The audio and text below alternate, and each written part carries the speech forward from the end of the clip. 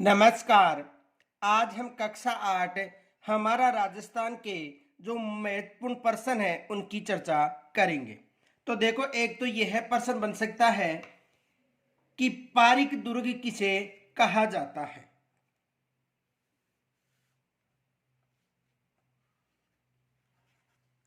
पारिक दुर्ग किसे कहा जाता है।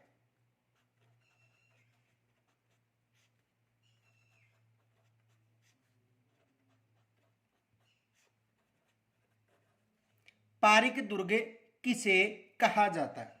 तो पारिक दुर्ग किसे कहा जाता है, यानी दुर्ग के निकट गहरी खाई बनाई जाती है और जिसमें पानी भर दिया जाता है, उसे कौन सा दुर्ग कहा जाता है? पारिक दुर्ग।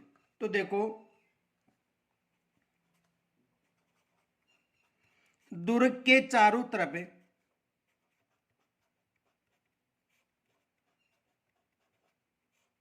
गहरी खाई बनाकर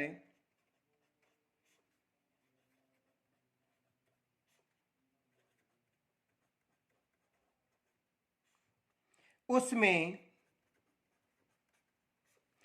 पानी भर दिया जाता है।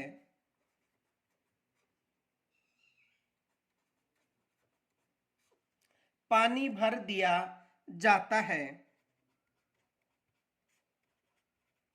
उसे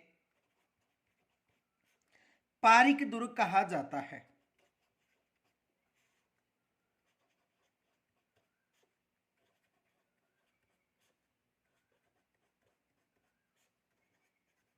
कौन सा दुर्ग कहा जाता है?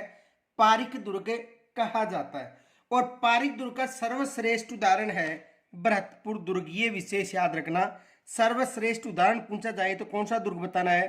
भरतपुर दुर्ग।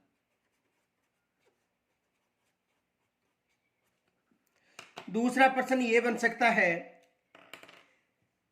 कि बूंदी दुर्ग बूंदी शहर से किस तरफ या बूंदी पहाड़ी शहर से किस तरफ स्थित है। दूसरा प्रश्न यह बन सकता है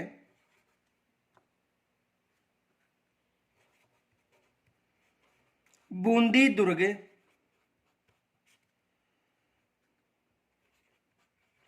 शहरी पहाड़ी के किस तरफ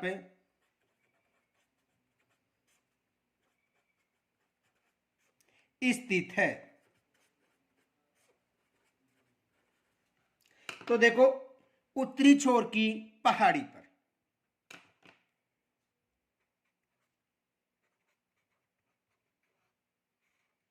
उत्तरी छोर की पहाड़ी किस पहाड़ी पर है? उत्तरी छोर की पहाड़ी पर बूंदी दुर्ग स्थित है। दूसरा प्रश्न यह बन सकता है कि बूंदी दुर्ग का निर्माण किन्होंने करवाया था।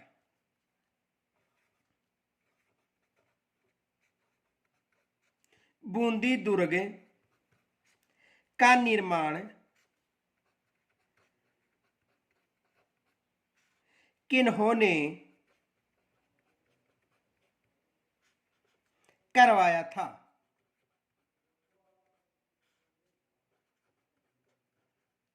बूंदी दुर्ग का निर्माण किन्होंने करवाया था, यह भी प्रश्न बन सकता है। तो देखो, बूंदी दुर्ग है, इसका जो निर्माण है 1354 में राव बरसिंह ने करवाया था।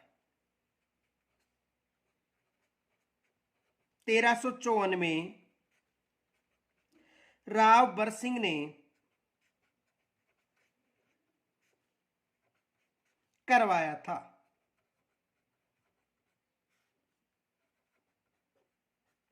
किन्होंने करवाया था? 1354 में राव बरसिंह ने करवाया था। दूसरा प्रश्न यह बन सकता है, छत्रसाल महल, यंत्रशाला, बादल महल, अनिरुद्ध महल किस दुर्ग में निर्मित है।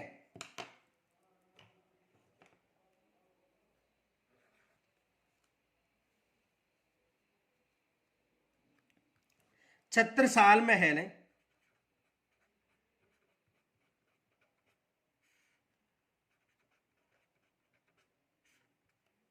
यंत्रशाला,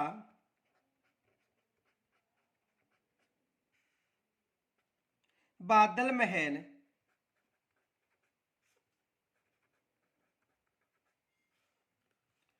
अनिरुद्ध महल,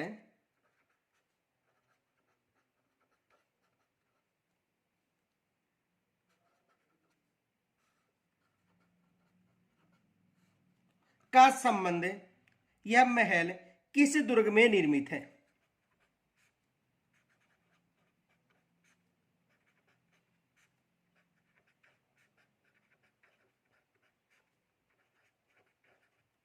किस दुर्ग में निर्मित है? तो ये बूंदी दुर्ग में निर्मित। कौन सा दुर्ग है? बूंदी दुर्ग। किस दुर्ग में निर्मित है? बूंदी दुर्ग में निर्मित है। दूसरा प्रश्न ये बन सकता है कि महाराजा सूरजमल ने किस दुर्ग का निर्माण करवाया था? महाराजा सूरजमल ने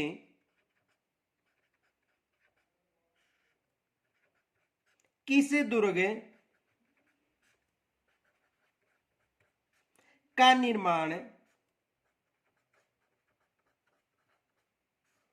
करवाया था?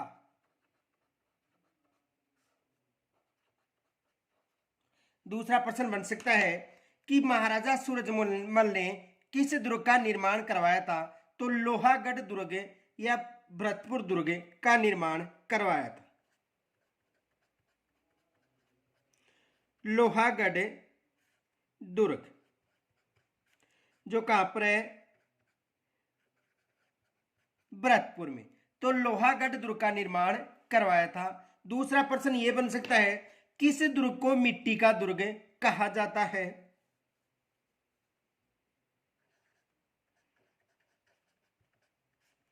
किस दुर्ग को मिट्टी का दुर्ग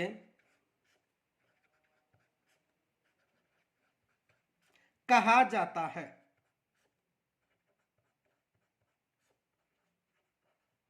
किस दुर्ग को मिट्टी का दुर्ग कहा जाता है? तो भरतपुर दुर्ग को मिट्टी का दुर्ग कहा जाता है।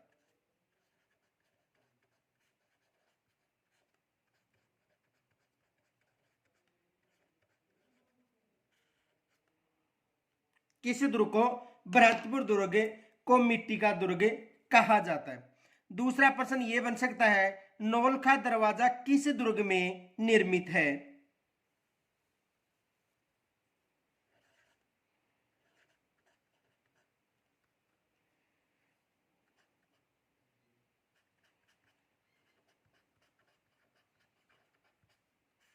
नौलखा दरवाजा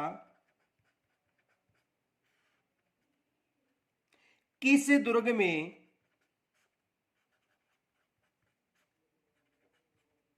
निर्मित है? नौलखा दरवाजा किस दुर्ग में निर्मित है? तो देखो नौलखा दरवाजा रणथंभौर दुर्ग में निर्मित है। किस दुर्ग में? रणथंभौर दुर्ग में।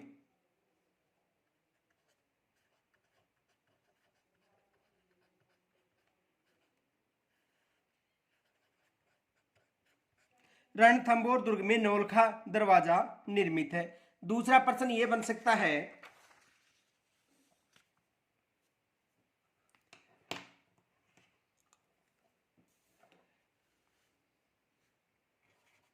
32 खंभों की छतरी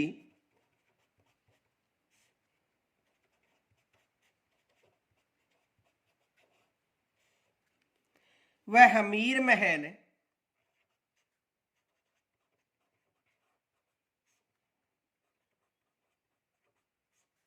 किस दुर्ग में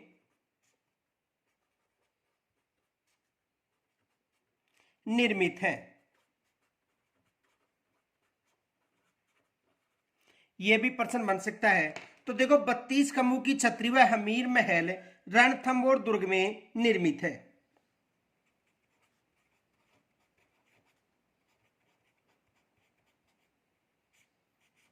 रणथंभौर दुर्ग किस दुर्ग में निर्मित है?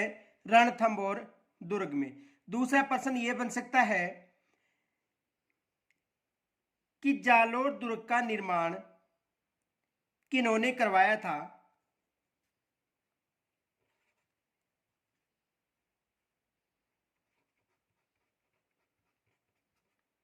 जालोर दुर्ग का निर्माण किन्होंने करवाया था?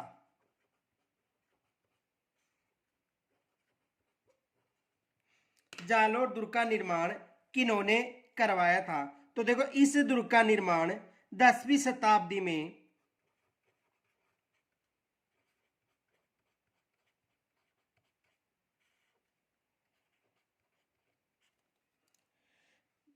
परमार राजा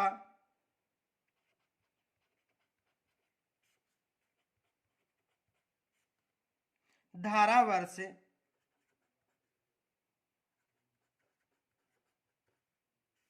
व मुंज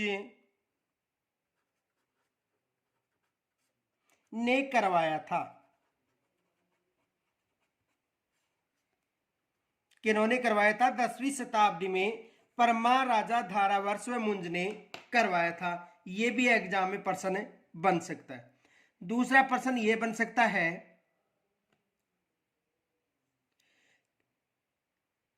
यह दुर्ग या जालोर दुर्ग, देखो ये फैक्ट याद रखना, नोट, पश्चिमी अरावली श्रृंखला की पश्चिमी अरावली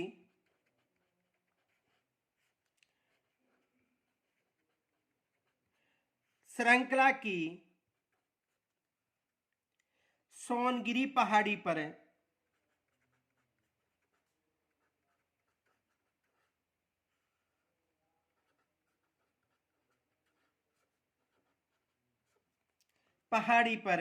खड़े इस दुर्ग में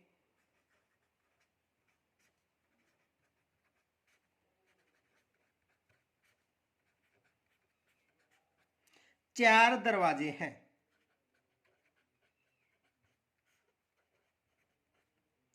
दूसरा प्रश्न यह बन सकता है कि कौन सा दुर्ग मत्स्याकार पहाड़ी पर स्थित है?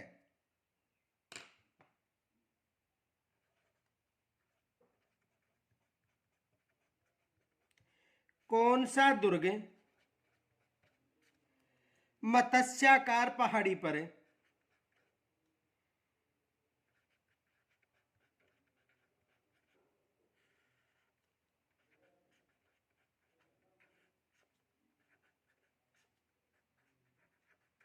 स्थित है? कौन सा दुर्ग मत्स्याकार पहाड़ी पर स्थित है? तो कौन सा दुर्ग है? चित्तौड़गढ़ दुर्ग।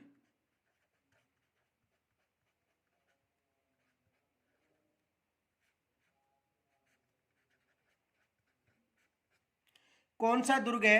चित्तौड़गढ़ दुर्ग किस पहाड़ी पर स्थित है? मत्स्य आकार पहाड़ी पर स्थित है। यानी कहने का मतलब जो मत्स्य आकार की जो पहाड़ी है उस पर कौन सा दुर्ग स्थित है?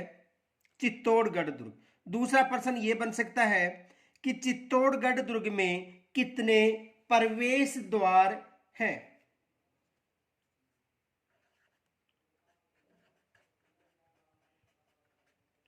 चित्तौड़गढ़ दुर्ग में कितने प्रवेश द्वार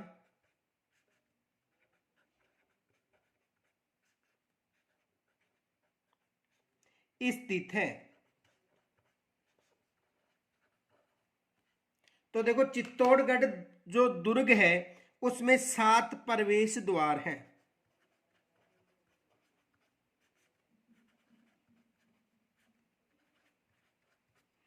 कितने प्रवेश द्वार हैं?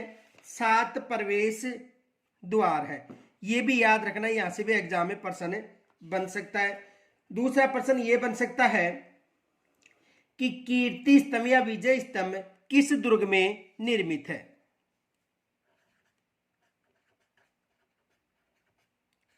विजय स्तंभ किस दुर्ग में स्थित है।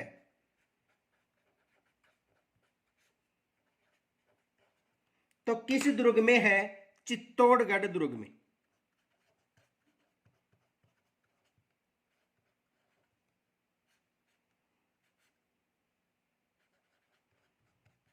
किस दुर्ग में है? चित्तौड़गढ़ दुर्ग में स्थित है। देखो यहां पर विशेष याद रखना, देखो ये जो विजय स्तंभ है वो एक जगती या चबूतरा पर निर्मित है। देखो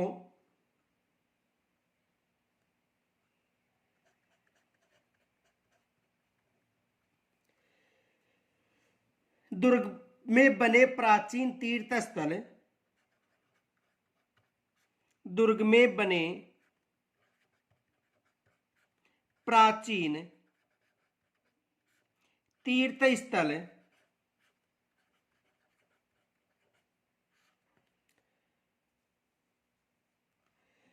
गोमुख कुंड के उत्तर पूर्व में, गोमुख कुंड के उत्तर पूर्व में, उत्तर पूर्व में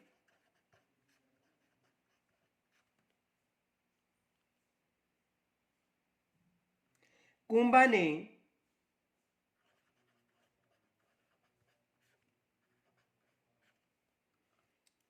विजय स्तंभ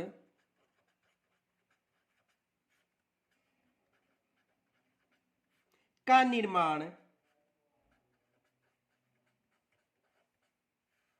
करवाया था।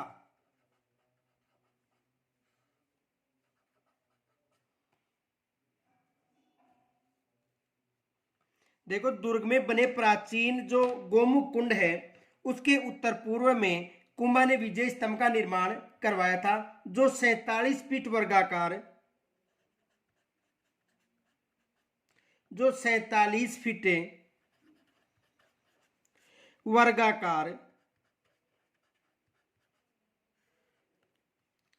व 10 फीट ऊंची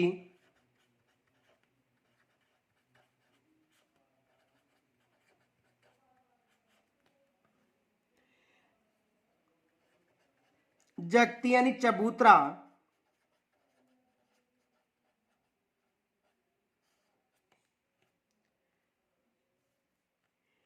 122 फीट की ऊंचाई, कितनी ऊंचाई? 122 फीट की ऊंचाई 9 मंजिला बना हुआ है। ये फैक्ट विशेष याद रखना, यहां से भी एग्जाम में प्रश्न बन सकता है। तो देखो यानी दुर्ग का जो प्राचीन तीर्थ स्थल कौन सा है? गोमुख कुंड के उत्तर पूर्व में कुंभा ने विजय स्तंभ का निर्माण करवाया था। ये 47 फीट वर्गाकार और 10 फीट ऊंची जगती यानी चबूतरा पर निर्मित है और 122 फीट की ऊंचाई है और 9 मंजिला है। ये विशेष याद रखना। दूसरा प्रश्न बन सकता है,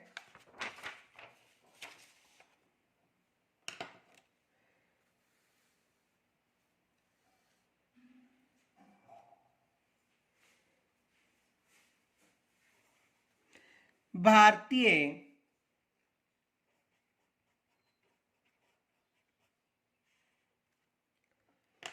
मूर्ति कला का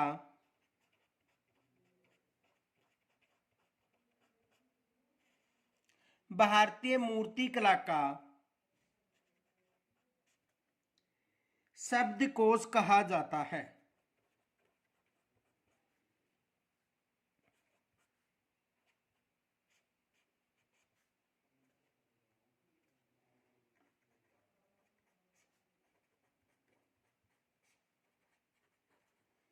भारतीय मूर्ति कला का शब्दकोश कहा जाता है।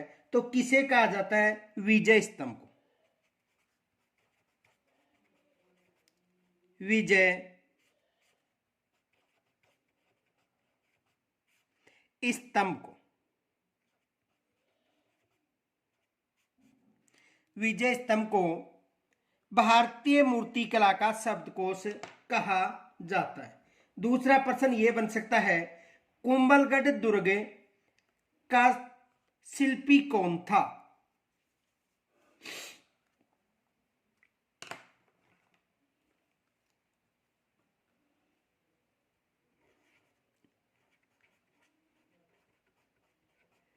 कुंभलगढ़ दुर्ग का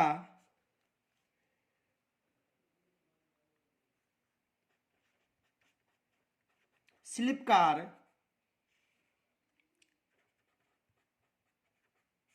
कौन था? ये भी एग्जाम में अधिकतर प्रश्न बनता है।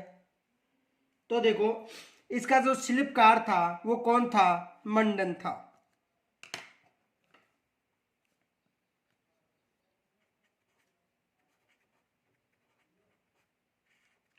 शिल्पकार कौन था? मंडन था। दूसरा प्रश्न यह बन सकता है कि कुंभलगढ़ दुर्ग का निर्माण किन्होंने करवाया था?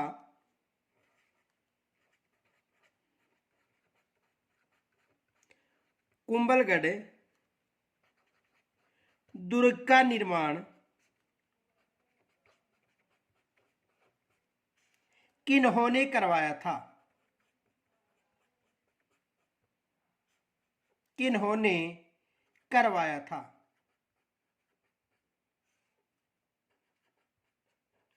तो कुंभलगढ़ दुर्ग का जो निर्माण था महाराणा कुंभा ने राजसमंद में करवाया था।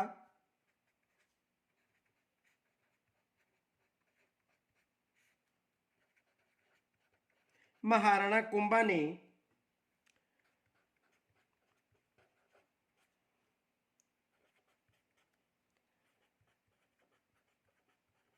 राजसमंद किन्होंने करवाया था? महाराणा कुंभा ने करवाया था। और कहां पर करवाया था? राजसमंद में। आगे देखो, एक प्रश्न ये भी बन सकता है कि कुंभलगढ़ जो दुर्ग है उसमें कितने पोल हैं या दरवाजे हैं?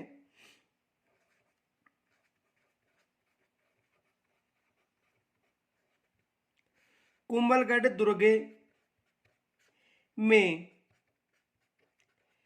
कितने पोल या दरवाजे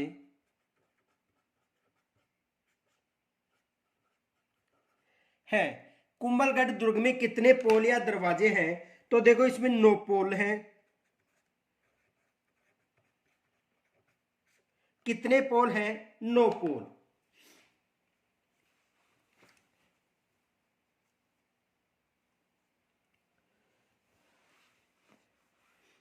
दूसरा प्रश्न यह बन सकता है,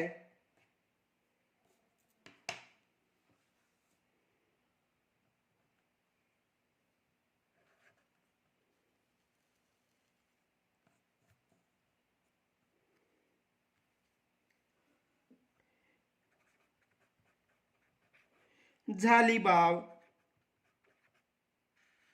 बावड़ी मामादेव का कुंड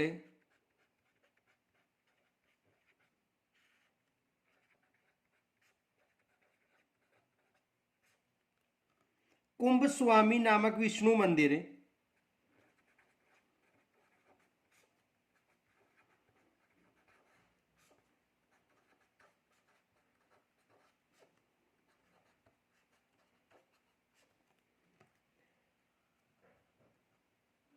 किस दुर्ग में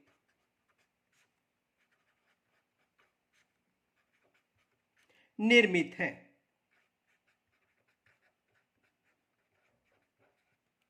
तो किस दुर्ग में निर्मित है?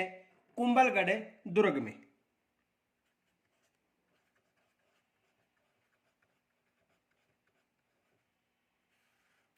कुंभलगढ़ दुर्ग में। दूसरा प्रश्न बन सकता है, पृथ्वीराज सिसोदिया यानी उड़ना राजकुमार की छतरी किस दुर्ग में निर्मित है?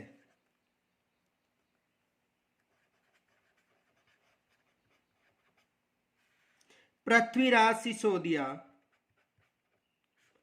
या उड़ना राजकुमार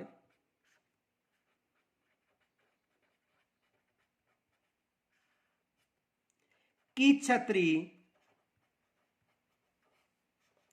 निर्मित है?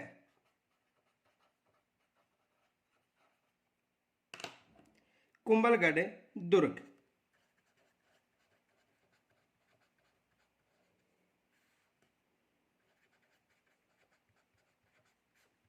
किस दुर्ग के पास? कुंभलगढ़ दुर्ग के पास। दूसरा प्रश्न यह बन सकता है,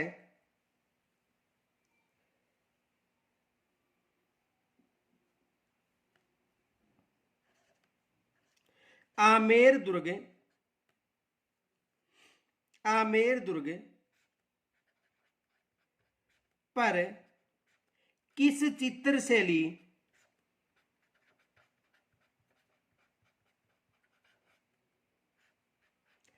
का प्रभाव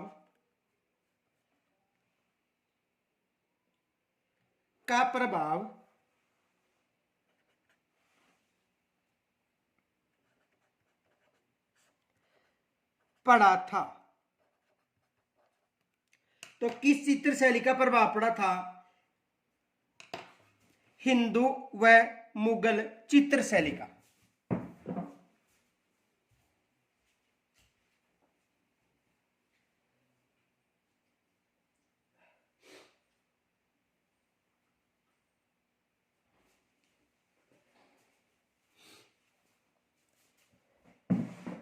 हिंदू व मुगल शैली का।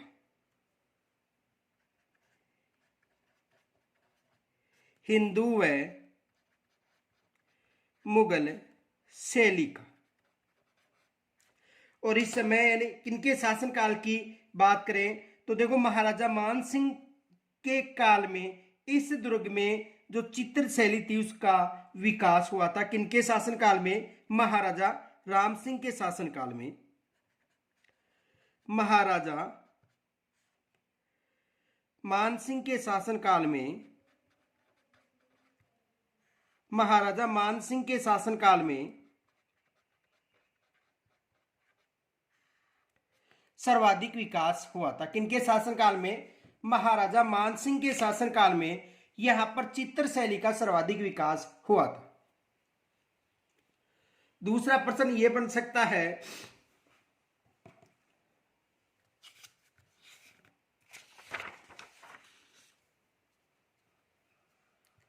गागरोन दुर्ग किन नदियों के मध्य स्थित है?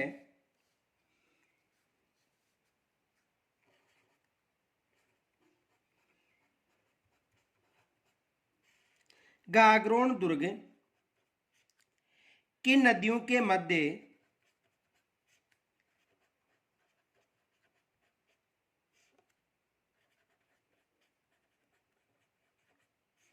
स्थित है? यह भी प्रश्न बन सकता है कि गागरोन दुर्ग किन नदियों के मध्य स्थित है। तो यह झालावाड़ में काली सिंध बहाऊ नदी के मध्य स्थित है।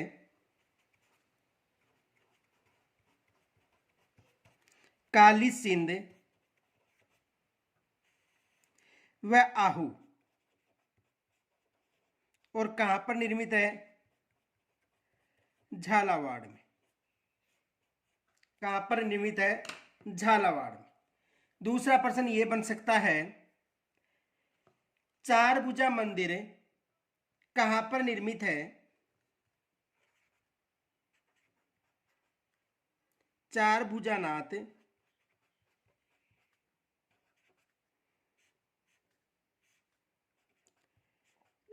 मंदिर निर्मित है।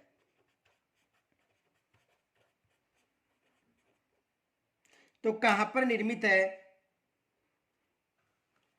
गढ़बोर राजसमंद।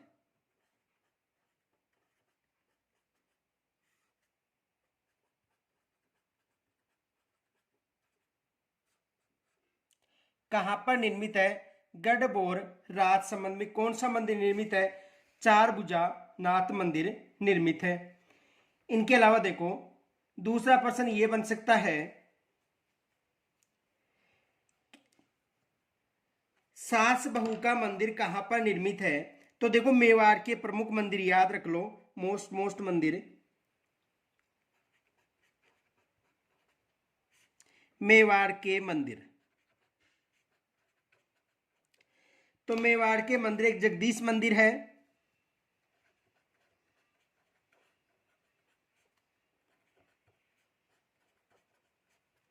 दूसरा है सास बहू,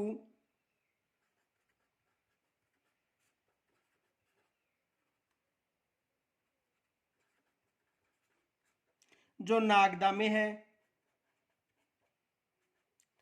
कहां पर है? नागदा में। तो ये याद रखना। इनके अलावा देखो, अंबिका मंदिर जगत उदयपुर में है, श्रीनाथ जी का मंदिर नाथ द्वारा राजसमंद में है, एकलिंग जी का मंदिर उदयपुर में है, ऋषिदेव जी का मंदिर उदयपुर में है। और इनके अलावा दूसरा प्रश्न ये बन सकता है, ओसिया मंदिर कहां पर निर्मित है? तो ओसिया मंदिर कहां पर निर्मित है? जोधपुर में।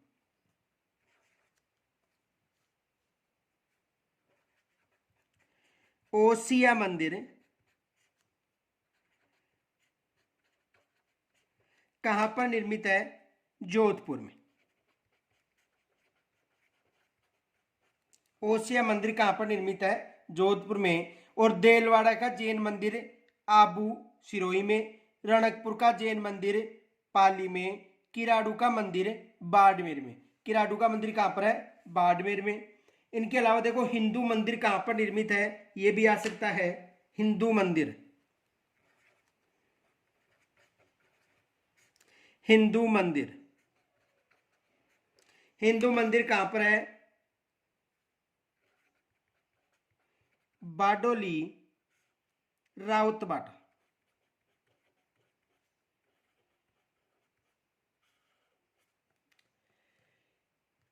शिव मंदिर भंडदेवरा बारा में, कंशुआ मंदिर कोटा में, कमलेश्वर महादेव मंदिर बूंदी में। यह भी पूछा जा सकता है, कमलेश्वर महादेव बूंदी में।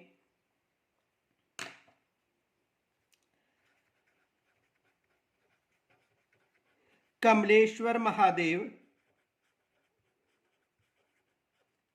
मंदिर ये कहां पर है?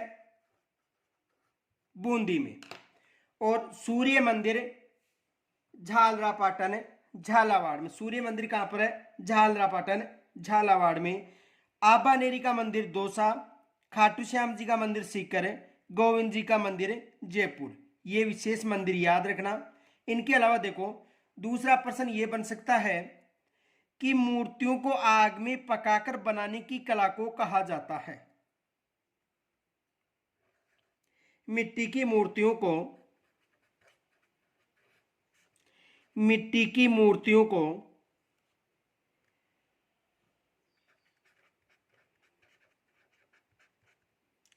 मिट्टी की मूर्तियों को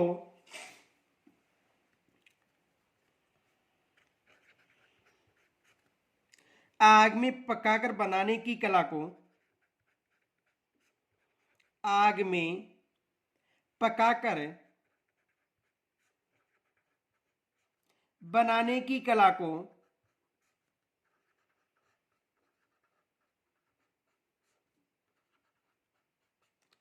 कहा जाता है।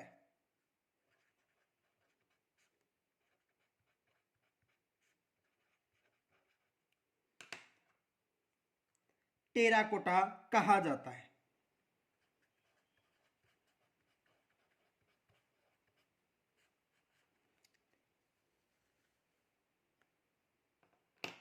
एक फैक्ट याद रखना, नोट, राजसमंद जिले के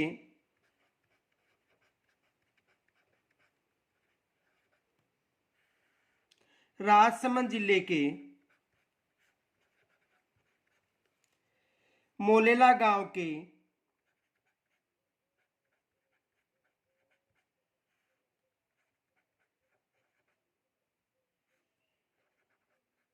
राजसमंद जिले के मोलेला गांव के कुम्हारों ने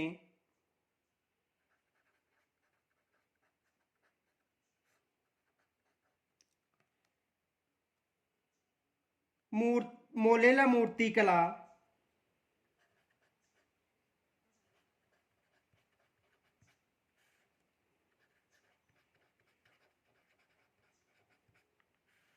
में विश्व स्तर पर पहचान बनाई है।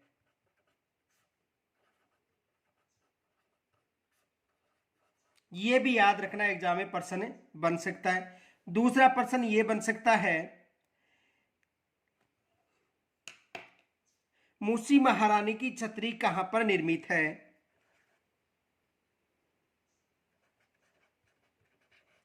मूसी महारानी, देखो इसे 80 खंभों की छतरी भी कहा जाता है।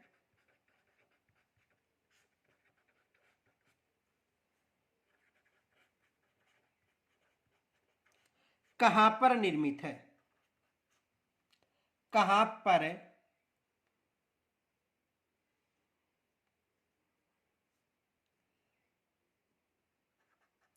निर्मित है?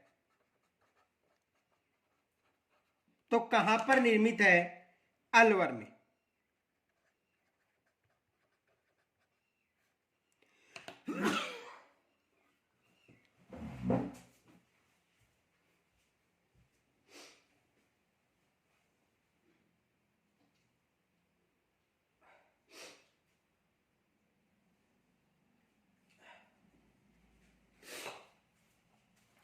कहां पर निर्मित है?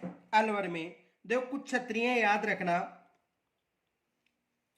देखो गोपाल सिंह की छतरी कहां पर है? करौली में।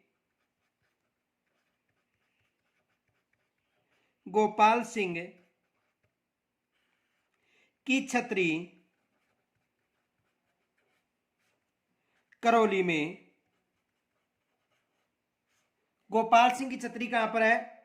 करौली में। 84 खंभों की छतरी कहां पर है?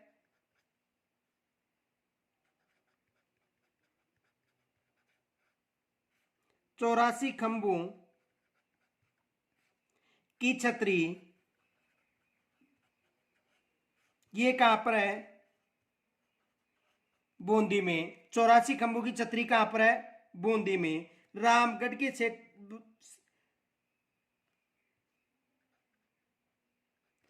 रामगढ़ में सेठों की छतरी निर्मित है। सेठों की छतरी कहां पर निर्मित है? रामगढ़ में। ये मोस्ट याद रखना। इनके अलावा देखो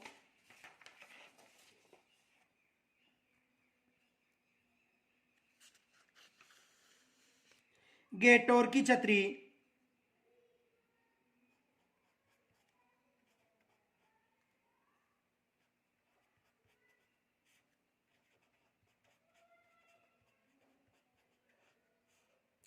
गेटोर की छतरी कहां पर निर्मित है? तो गेटोर की छतरी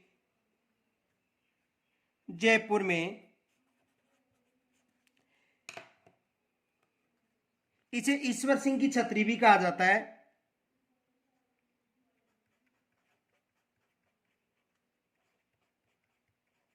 गेटोर में ईश्वर सिंह की छतरी अधिकतर पूछी जाती है। वैसे सभी शासकों की छतरियां हैं, लेकिन गेटोर में ईश्वर सिंह की छतरी अधिकतर पूछा जाता है। इनके अलावा जसवंतड़ा कहां पर है?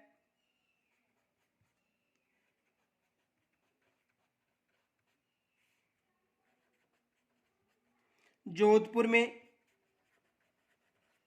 देखो गेटोर की छतरी में जयपुर के शासकों की छतरी है, लेकिन अधिकतर पूछा जाता है कि ईश्वर सिंह की छतरी कहां पर है? गेटोर में। ये विशेष याद रखना। आयड़ की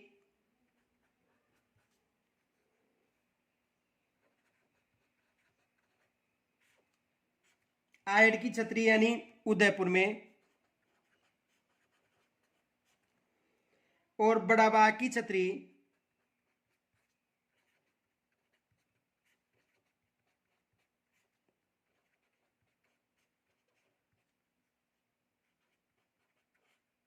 जैसलमेर। ये विशेष याद रखना, यहां से एग्जाम में प्रश्न बन सकता है। दूसरा प्रश्न ये बन सकता है कि राजस्थान की चित्र शैली पर किसका प्रभाव अधिक दिखता है।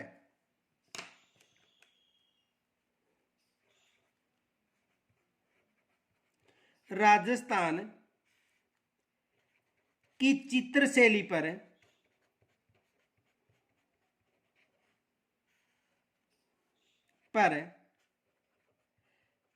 अधिक प्रभाव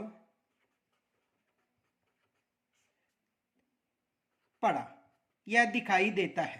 तो राजस्थान चित्र शैली पर देखो, अजंता शैली के साथ साथ मुगल शैली का प्रभाव दिखता है।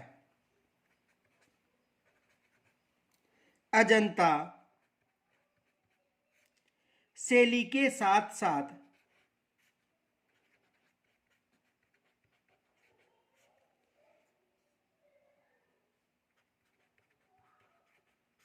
मुगल शैली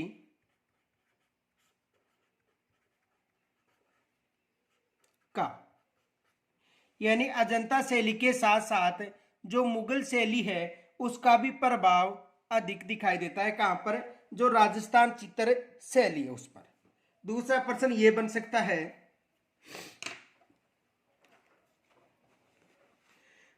जयपुर व अलवर की चित्रों में या चित्र शैली में किस रंग का प्रभाव दिखाई देता है। दूसरा प्रश्न ये बन सकता है, अलवर जयपुर व अलवर जयपुर अलवर चित्र शैली में किन रंगों का प्रभाव दिखाई देता है। यह भी एग्जाम में प्रश्न बन सकता है। तो किस रंग का प्रभाव दिखाई देता है? हरे रंग का। किस रंग का? हरे रंग का।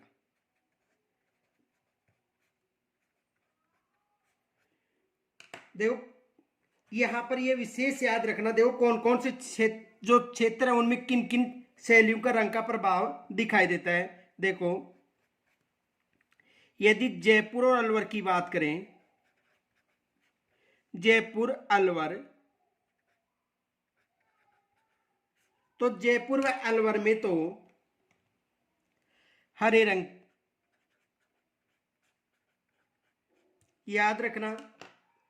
दूसरा, जोधपुर व बीकानेर में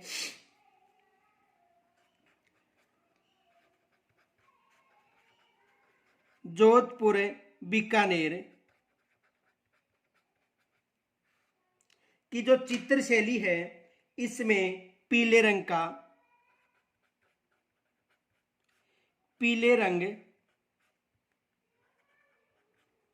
का प्रभाव दिखाई देता है। इनके अलावा उदयपुर की बात करें तो उदयपुर में लाल रंग का,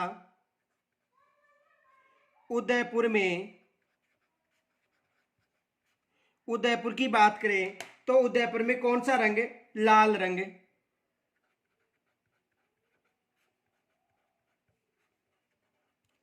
उदयपुर में कौन सा रंग? लाल रंग। और यदि कोटा की बात करें, कोटा, तो कोटा में पीले रंग का, कोटा में किस रंग का? कोटा में नीले रंग का, कोटा में नीले रंग का, कोटा में किस रंग का? नीले रंग का। किशनगढ़ की बात करें, किशनगढ़,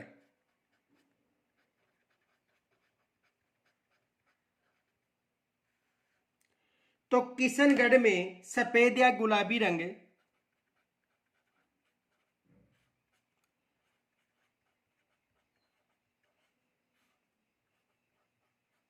सफेद या गुलाबी रंग। और यदि बूंदी की बात करें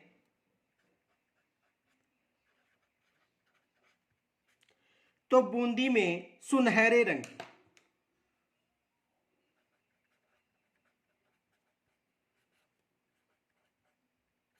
बूंदी में सुनहरे रंग के। तो देखो यहां से एग्जाम में प्रश्न बनने की संभावना है, ये मोस्ट है, विशेष याद रखना इसे, ये मोस्ट है, यहां से एग्जाम में प्रश्न बन सकता है। दूसरा प्रश्न ये बन सकता है,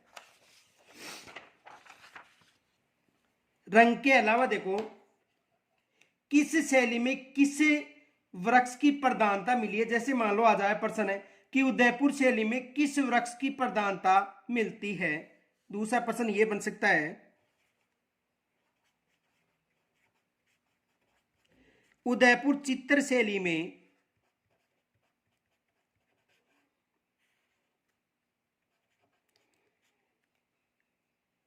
या पृष्ठभूमि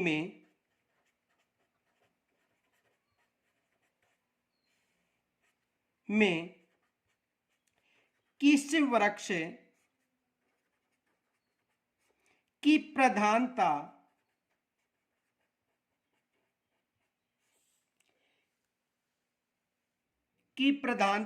है। ये प्रश्न बन गया मान लो। तो देखो उदयपुर शैली की बात करें तो यहां पर कदम वृक्ष की प्रधानता है। किस वृक्ष की? कदम्ब वृक्ष।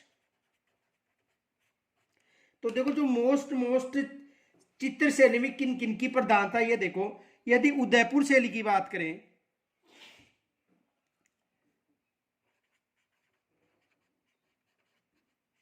उदयपुर चित्र शैली,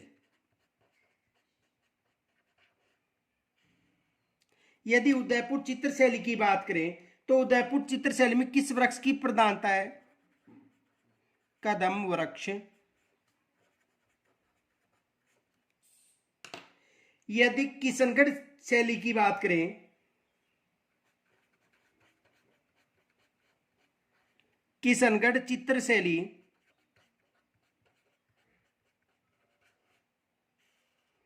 तो किशनगढ़ जो चित्र शैली है यहां पर केले के वृक्ष की प्रधानता है।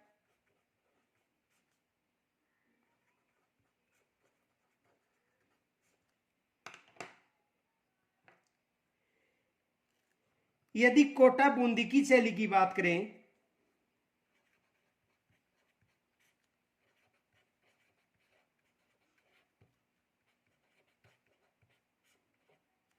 कोटा बूंदी चित्र शैली की बात करें तो कोटा बूंदी चित्र शैली में लंबे खजूर के वृक्ष, लंबे खजूर का वृक्ष, किसका वृक्ष? लंबे खजूर का वृक्ष। यदि इनके अलावा जयपुर अलवर शैली की बात करें, जयपुर व अलवर शैली की बात करें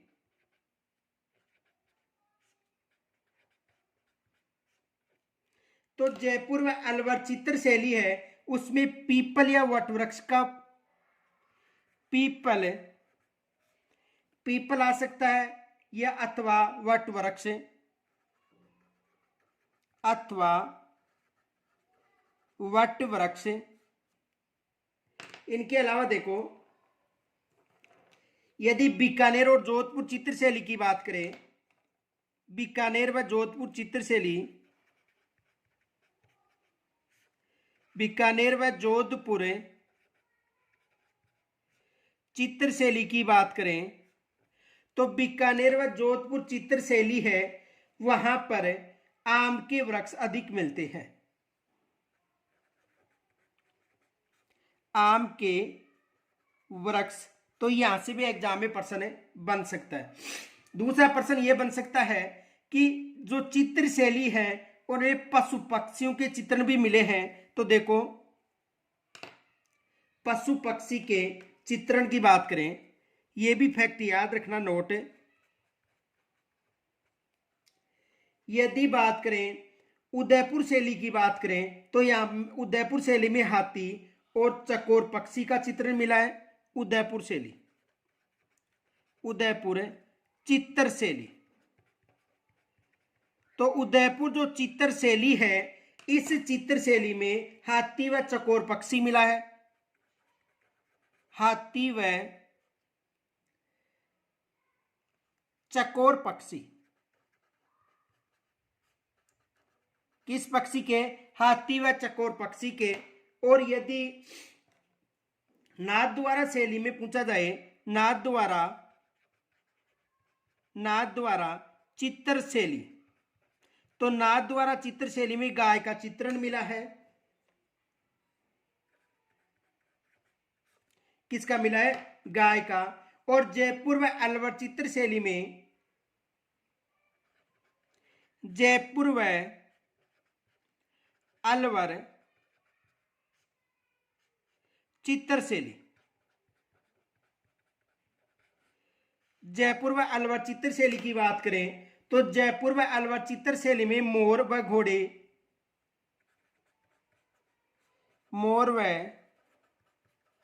घोड़े का चित्रण मिला है। तो यहां से एग्जाम में प्रश्न बन सकता है, ये मोस्ट माना, क्योंकि यहां से एग्जाम में दे दिया जाएगा कोई सा भी और कोई भी पूछा जा सकता है, तो ये तीनों मोस्ट फैक्ट माना यहां से एग्जाम में प्रश्न बन सकता है। दूसरा प्रश्न ये बन सकता है,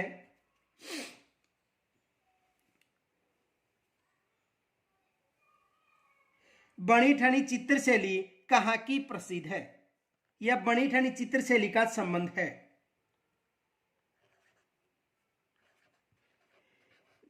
बनी ठनी चित्र शैली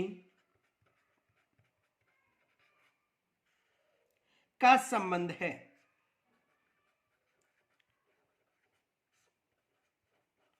तो बनी ठनी चित्र शैली कहाँ की है? तो बनी ठनी चित्र शैली किशनगढ़ की है। कहाँ की है? किशनगढ़ की है। दूसरा प्रश्न यह बन सकता है कि मंदिरों का विकास किस काल में प्रारंभ हुआ था। मंदिरों का विकास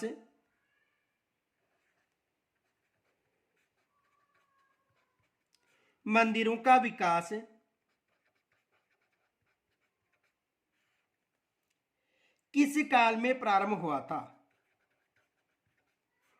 किस काल में प्रारंभ हुआ था? तो किस काल में प्रारंभ हुआ था? गुप्त काल में। किस काल में प्रारंभ हुआ था? गुप्त काल में। ये याद रखना,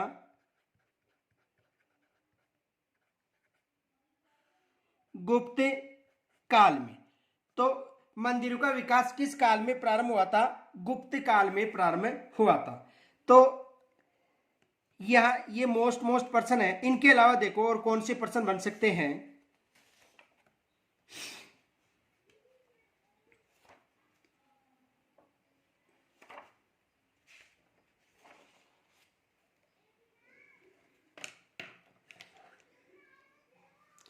एक पर्सन ये बन सकता है, वीवीपीएटी का पूरा नाम है। ये भी पर्सन बन सकता है, वीवीपीएटी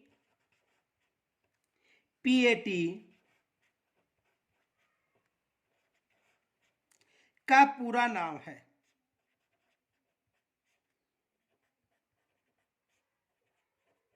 ये भी एग्जाम में पर्सन बन सकता है।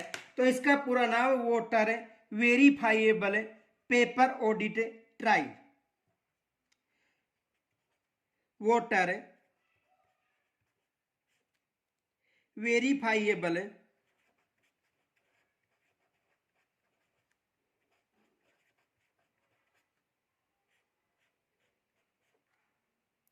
पेपर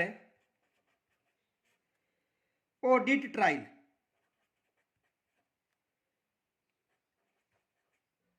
ऑडिट ट्रायल, ये इसका पूरा नाम है। तो ये भी एग्जाम में यहां से भी पर्सन बन सकता है, ये भी विशेष याद रखना। दूसरा पर्सन ये बन सकता है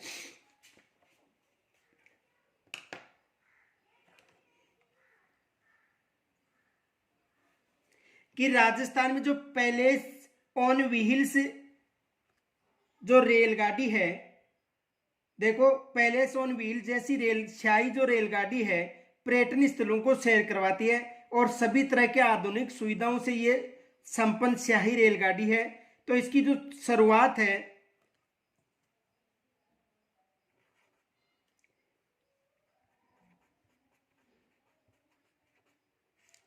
palace on wheels.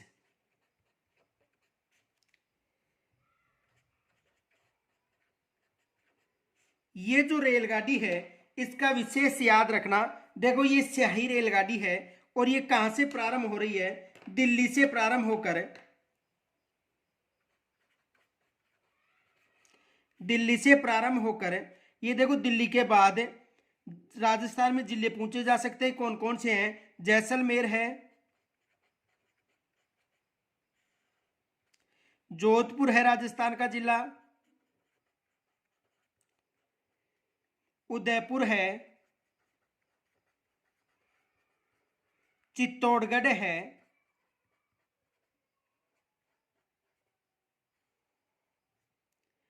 Sawai Madhopur है,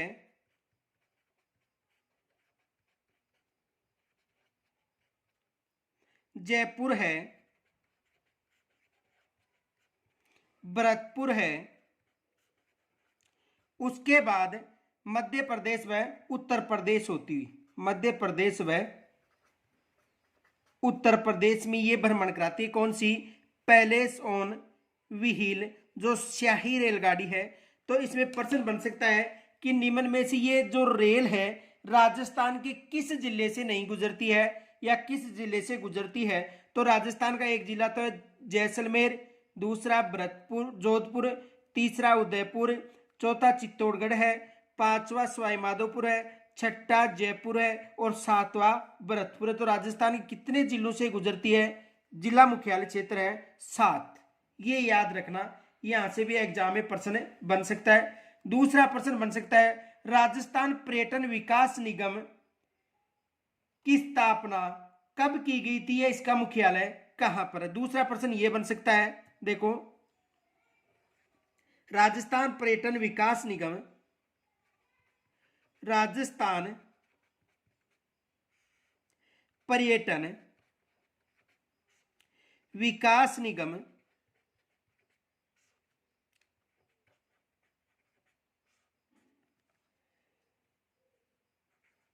आरटीडीसी, राजस्थान पर्यटन विकास निगम की स्थापना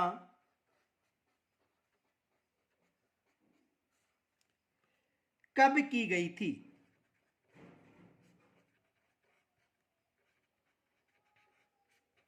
यह भी एग्जाम में प्रश्न बन सकता है। तो 1 अप्रैल 1979 में स्थापना की गई थी।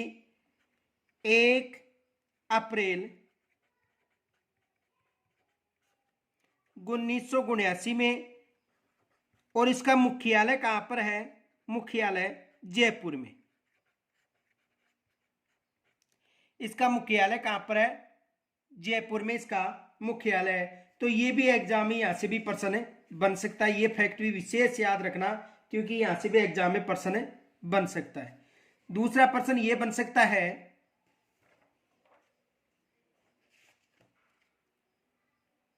कि रातानाडा हवाई अड्डा या सैनिक व नागरिकों का एक हवाई अड्डा, देखो सैनिक व नागरिक महत्व का एक हवाई अड्डा जोधपुर के रातानाडा में भी है।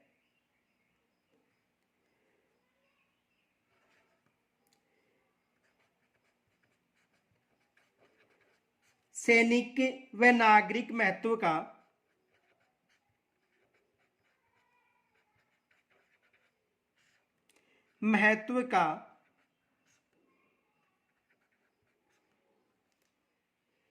रातानाडा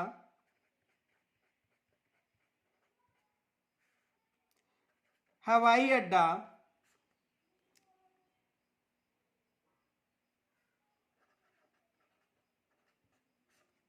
कहां पर स्थित है?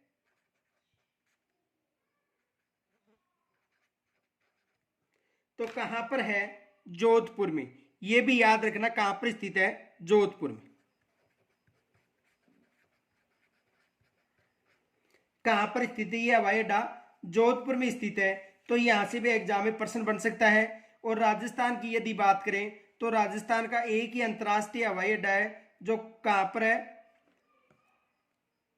जयपुर सांगानेर में। दूसरा प्रश्न यह भी बन सकता है कि सीमेंट उद्योग के लिए राजस्थान कोयला किस क्षेत्र या किन राज्यों से मंगवाता है। दूसरा प्रश्न यह भी बन सकता है, सीमेंट उद्योग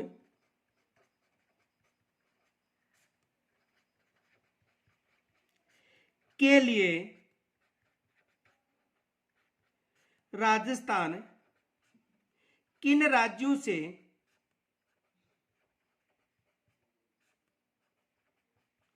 कोयला मंगवाता है।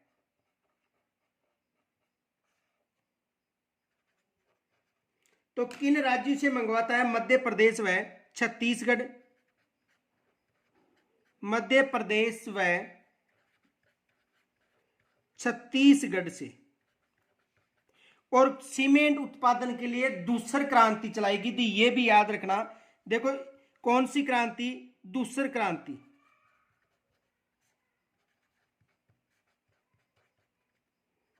कौन सी क्रांति? दूसर क्रांति। किसके लिए? सीमेंट उत्पादन के लिए जो क्रांति चलाई गई थी वो कौन सी थी? दूसर क्रांति। और आज हमारा कक्षा 6, 7 और 8 का हमारा राजस्थान कंप्लीट होता है।